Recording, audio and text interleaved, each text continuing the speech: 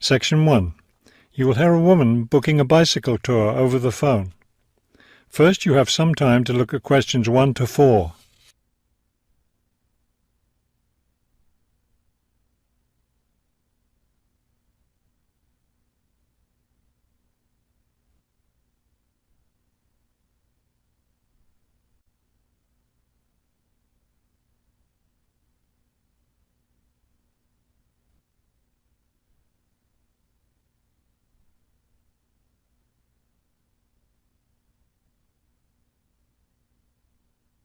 You will see that there is an example that has been done for you. On this occasion only, the conversation relating to this will be played first. Global Bicycle Tours, may I help you? Yes, thank you. I'd like to sign up for a bicycle tour. The man answers the phone. Global Bicycle Tours. So the word global has been written at the top of the form. Now we shall begin. You should answer the questions as you listen, because you will not hear the recording a second time. Listen carefully and answer questions 1 to 4. Global Bicycle Tours, may I help you? Yes, thank you. I'd like to sign up for a bicycle tour. Which tour were you interested in? We have the River Valley Tour coming up in June and the Mountain Tour in July. The River Valley tour is in June. I thought it was in May. It actually takes place the first week of June. Oh, I see. Well, I can still do that. The River Valley tour is the one I want. Splendid. Just let me take your information. May I have your name, please? Carla Schmidt. That's Carla with a K, not a C. K-A-R-L-A. Thank you, Miss Schmidt. Address? Do you need a street address, or can I give you my post office box? A post office box is fine. It's P.O. Box 257, Manchester. Thank you. OK, next. Will you be bringing your own bicycle, or do you want to rent one from us? I'll bring my own. Excellent. Now, we provide all the meals, so we need to know if you have any dietary restrictions. I don't think so. What do you mean? I mean, if there's any food you can't eat. Some people have food allergies or are vegetarian or have to avoid dairy products, things like that. Oh, I see. Well, yes, I'm a vegetarian. I never eat meat.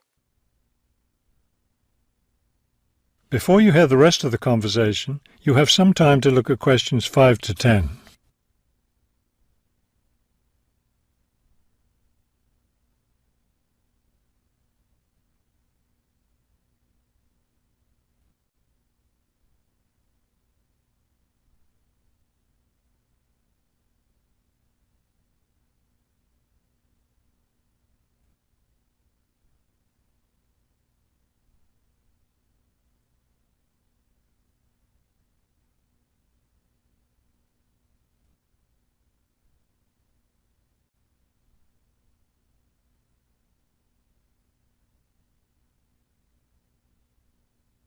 Now listen and answer questions 5 to 10. All right, I'll make a note of that. Now, the total cost of the tour is $750. That much? The price includes everything. Food, hotel, transportation, everything. Everything? Yes, everything. The only other thing is you'll want to tip the tour guide. We usually recommend 5% of the total tour cost. A 5% tip. I guess that's reasonable. In order to reserve your space on the tour, I'll need a 30% deposit. Do you need that right away? We generally ask for the deposit at least 4 weeks before the tour begins. The River Valley tour begins, 6 weeks from now. So you'll need to pay the deposit in 2 weeks. I think I can do that. I wonder if you could tell me something. How will our luggage be transported? Do we carry it on our bicycles? No, you leave that to us. We have a van that carries your luggage from hotel to hotel each day, so you don't have to worry about it. Great. I have a luggage rack for my bike, but I guess I won't have to bring that. No, you won't. But there are a few items we recommend that you bring. We can't control the weather, so you should bring a raincoat or rain gear. Yes, that's a good idea. And I should have my own spare tire too, shouldn't I? Actually, you don't need that, as our guide always carries some. And of course, you won't need maps either, since our guide has the route all planned. What about a water bottle? I'll need that, won't I? Yes, you should definitely have a water bottle. A camera would be a good idea too, since that tour goes through some very scenic areas. I have a guidebook of that area. I wonder if I should bring it along. We don't recommend guidebooks. It would just be extra weight, and the tour guide knows a great deal about the area. Yes, I see. Is there anything else I need to know? I think we've covered the important points. I'll send you a tour brochure, and you can call again if you have any questions. Thank you very much. That is the end of section 1. You now have half a minute to check your answers.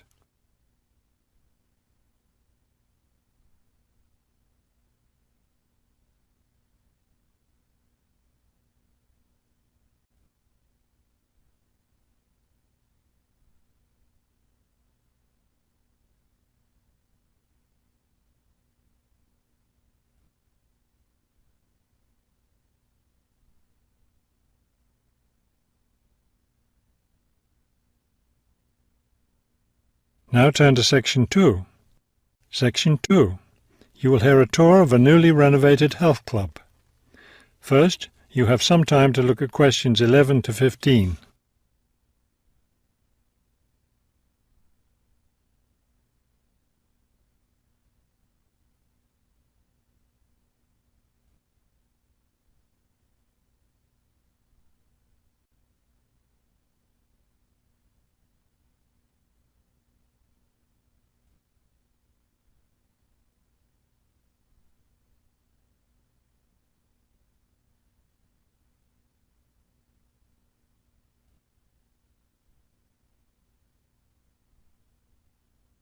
As you listen to the first part of the talk, answer questions 11 to 15.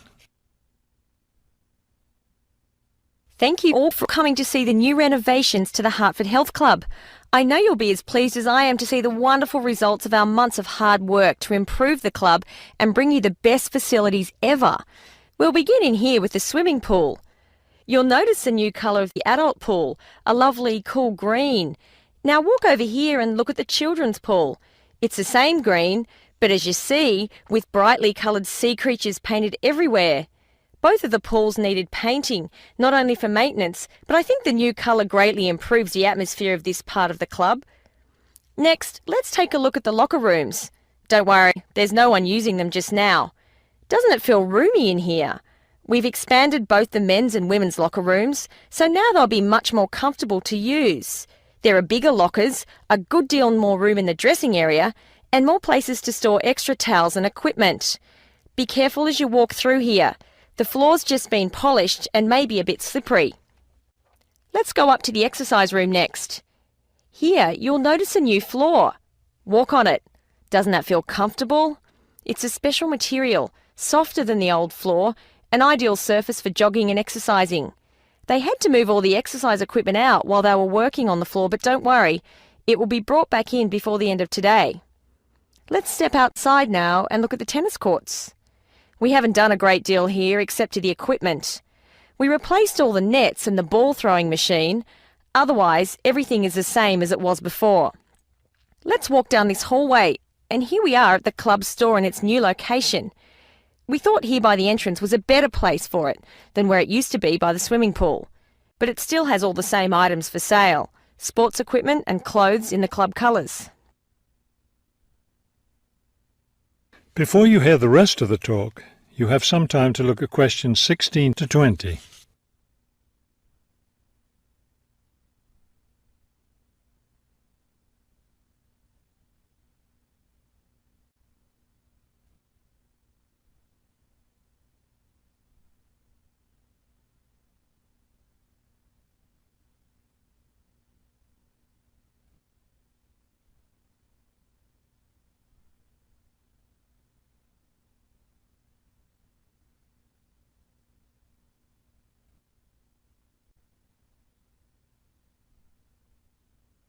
Now listen and answer questions 16 to 20. We're excited about the upcoming activities and events to take place in our newly renovated club.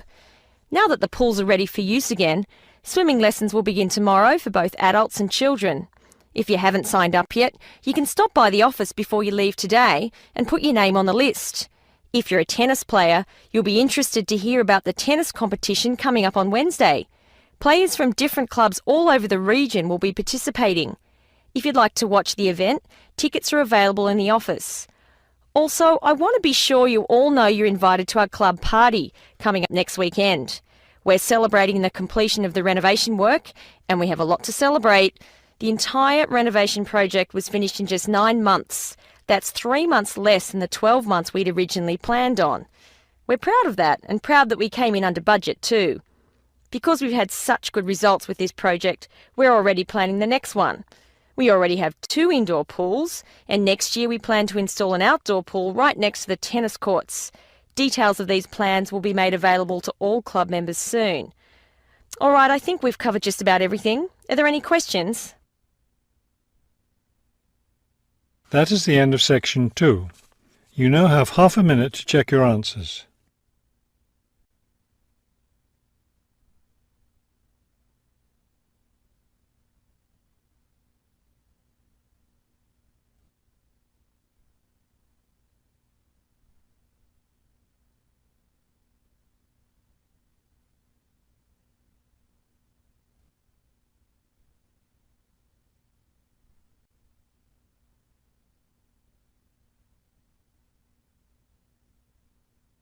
Now turn to Section 3.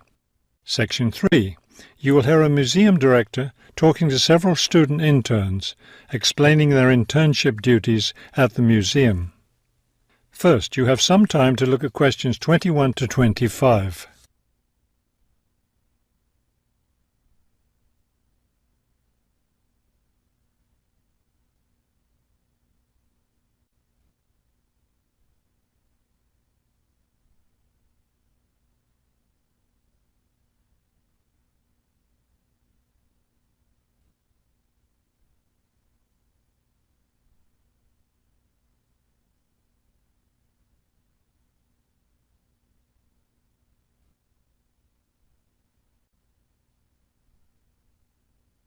As you listen to the first part of the conversation, answer questions 21 to 25. Welcome to the City Museum of Art. I'm Dr. Shirley Johnson, the director of the museum's internship program. Today, I'll be giving you an orientation to the museum and our museum administrator's internship program. Will we get a chance to tour the museum today? Yes, we'll start right now with a tour of the building. We'll skip the basement. Most of that part of the building is devoted to art conservation, which won't be part of your internship. Let's begin here on the ground floor with the museum offices. I guess this is where we'll be spending most of our time, helping with the office work. You'll spend some time working in here so you can learn what the administrative duties involve. But you'll also get a chance to experience all aspects of museum work. This room in here is the Museum Tours office. I'm interested in that. I'd really like to help out with the tours. That's great, because you'll all have a chance to lead some tours, and maybe even to develop a tour of your own, too. Let's go up to the second floor now. This is the boardroom in here, isn't it? Will we get to go to board meetings? Only members of the board of directors attend those. Now, back here behind the galleries are the classrooms. You're all welcome to attend any class you want at no charge. But we won't be teaching any, will we? No, the staff of the education department is responsible for that. Let's move up to the third floor now and the research department. Each of you will spend some time working in here. Great. I'd like to help with the research. We're working on some very interesting research projects right now. Also, as an extension of your research work, you'll probably contribute to some of the museum's brochures. I'm looking forward to that. I like writing about art. Another thing I've been hoping to be able to do is meet some artists. You're in luck then. We've planned a reception for the first day of your internship, and you'll have the chance to meet several local artists then. Before you hear the rest of the conversation, you have some time to look at questions 26 to 30.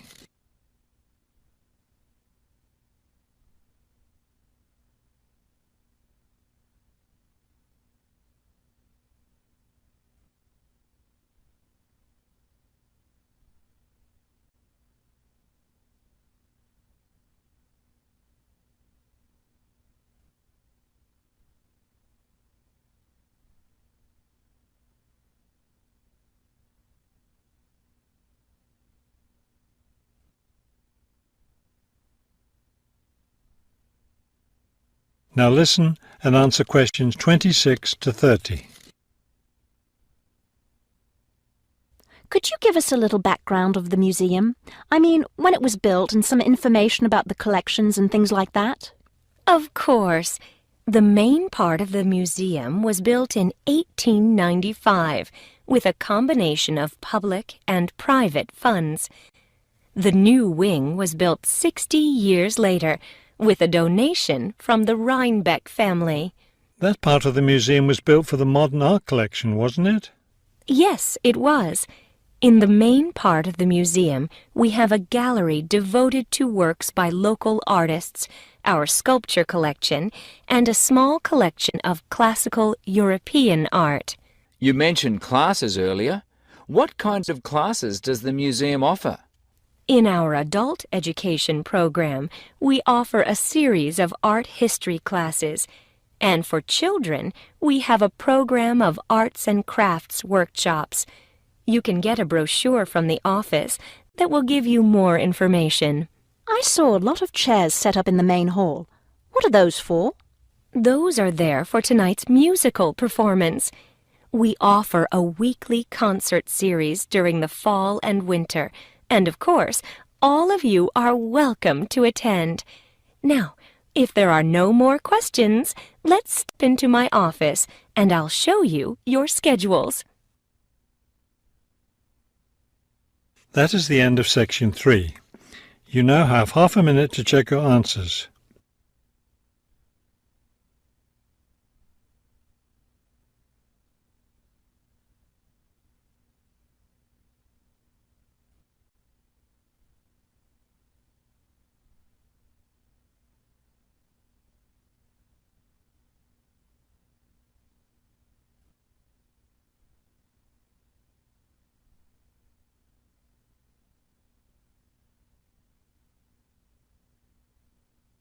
Now turn to Section 4.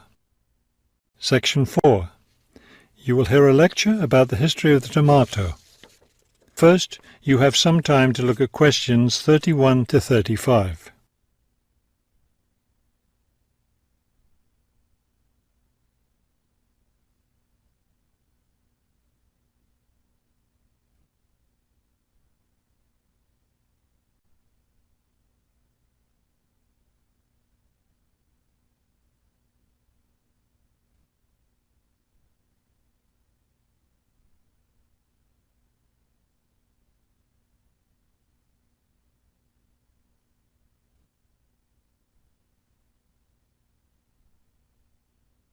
Now listen carefully and answer questions 31 to 35. The tomato is a popular vegetable, which figures in the cuisine of many countries around the world. It is particularly prominent in Italian cooking, but it was unknown in Europe until Spanish explorers brought it back from the Americas. The tomato originated in the highlands of Peru. From there, it eventually found its way to Mexico, where it was cultivated by the Aztecs. The Aztec tomato wasn't the large red vegetable we know today. Rather, it was small and yellow. When this small round fruit arrived in Italy, it was named golden apple for its bright yellow color. You'll notice I just called it a fruit. That's because a tomato is botanically a fruit, even though most everyone calls it a vegetable. The actual word tomato comes from the Aztec name for the vegetable, meaning plump thing. The tomato arrived in Europe in the 1500s and quickly became a popular food in Spain and Italy. In the late 1600s, the Italians began publishing recipes that used tomatoes. The British, however, had a different attitude toward the vegetable. It was grown as an ornamental plant in Britain in the 1600s, but it wasn't eaten because it was thought to be poisonous. It wasn't until the 1700s that tomatoes became part of the daily diet in Britain. Before you hear the rest of the talk, you have some time to look at questions 36 to 40.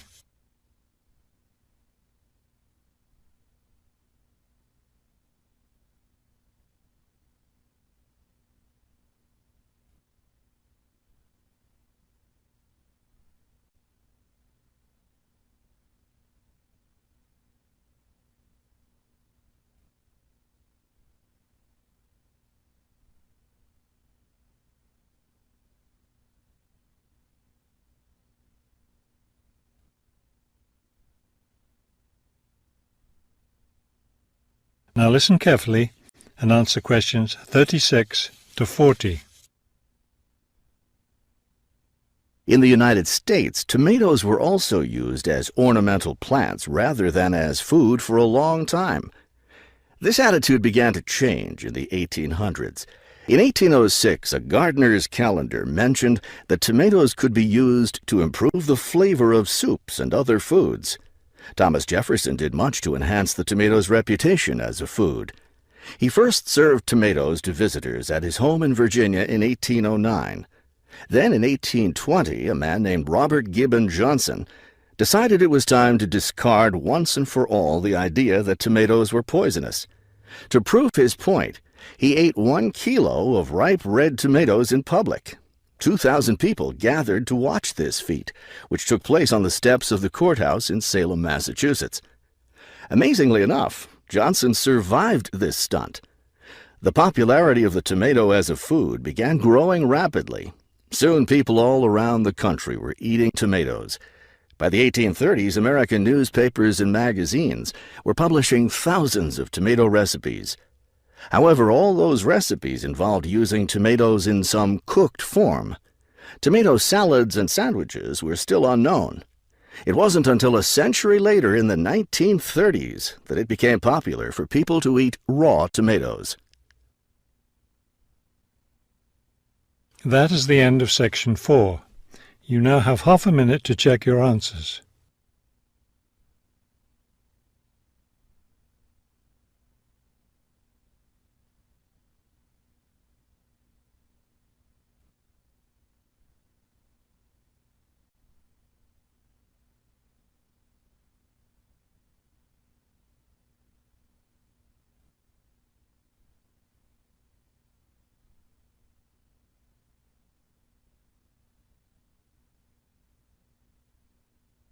You will now have 10 minutes to transfer your answers to the listening answer sheet.